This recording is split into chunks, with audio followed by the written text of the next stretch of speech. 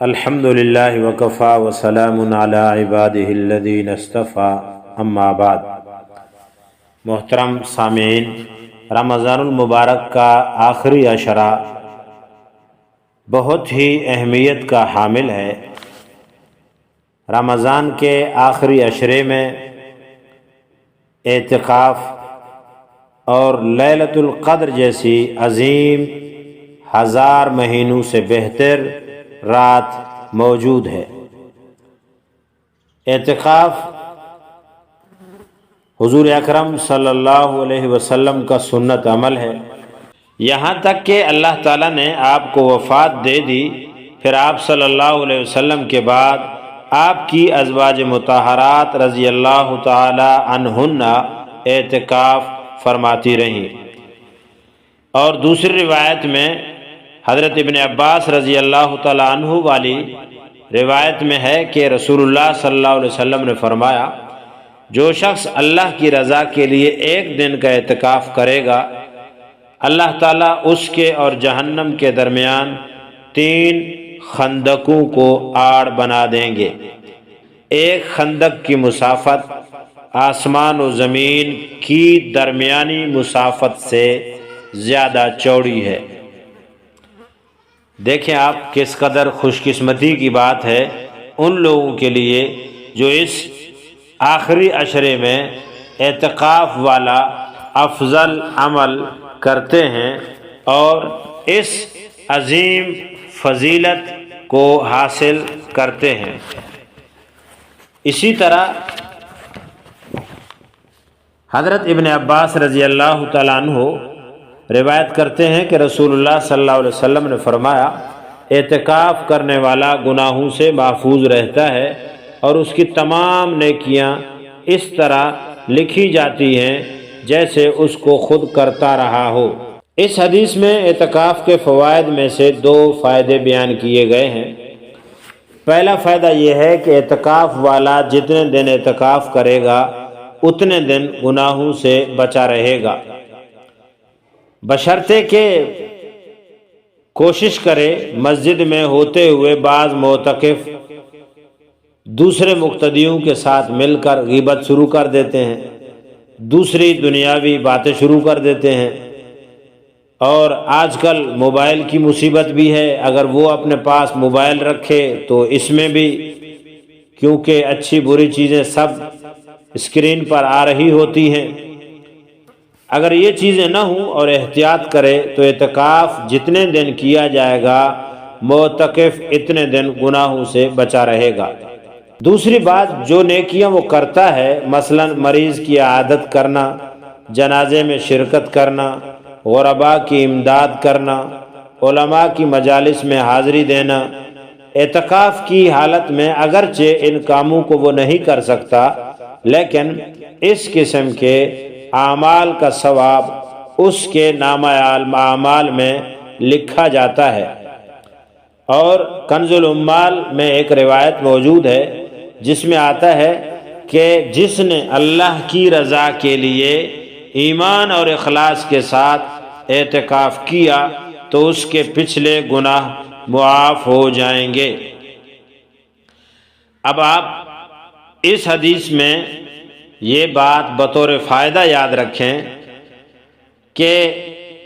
اعتکاف کرنے پر جن گناہوں کی معافی کا وعدہ کیا گیا ہے اس سے مراد گناہ صغیرہ ہیں۔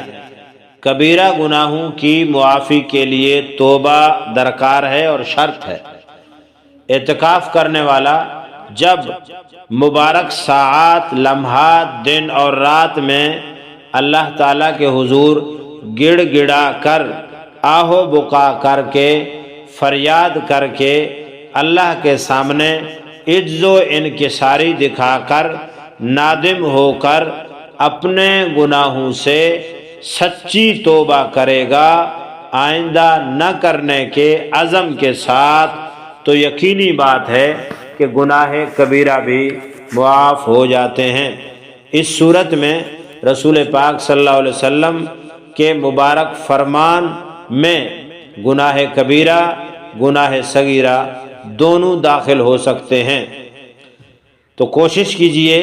کہ اعتکاف کی حالت میں اپنے گناہوں سے ضرور معافی مانگیے۔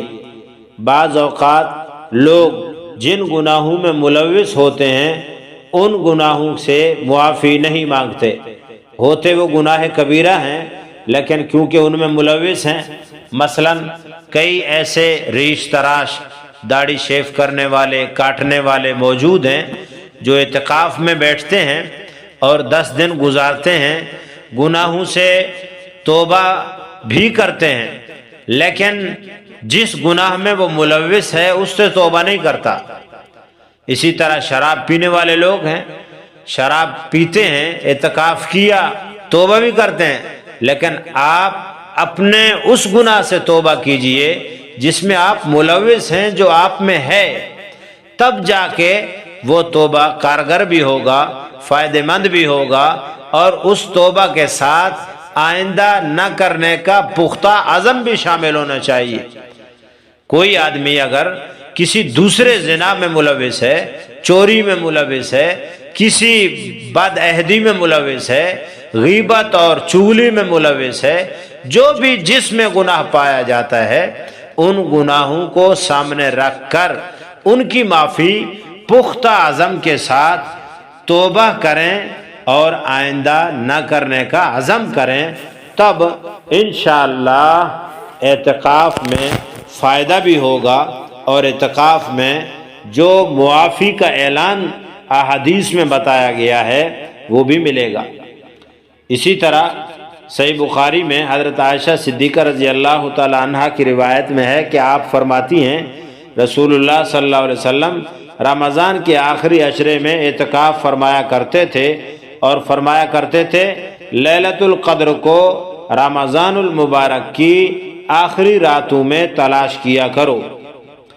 اعتکاف کا ایک بہت بڑا مقصد لیلۃ القدر کو پانا اور حاصل کرنا ہے، جس کی فضیلت 1000 مہینوں سے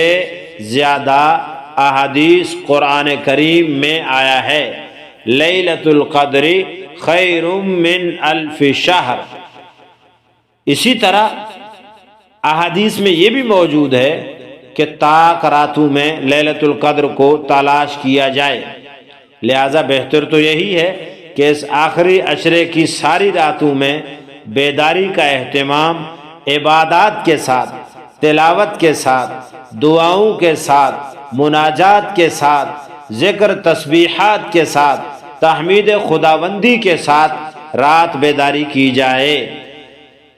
اور طاق راتوں کو خصوصاً بیداری جو عبادت سے لبریز ہو ایسی کی جائے، تو ضرور عبادت جو 1000 مہینوں کے بقدر بتائی گئی ہے اس کا ثواب ملے گا۔ اللہ تعالیٰ سے دعا بھی کریں اور کوشش بھی کریں کہ اعتکاف کیا کریں، اور اعتکاف میں بیٹھنا، اعتکاف کے مسائل اور اعتکاف میں جائز ممنوع کام اور اعتکاف کے شرائط وہ انشاءاللہ ہم اگلے سبق میں آپ کو بتائیں گے۔ اللہ تعالی ہم سب کو عمل کرنے کی توفیق عطا فرمائے۔ وآخر دعوانا ان الحمد للہ رب العالمین۔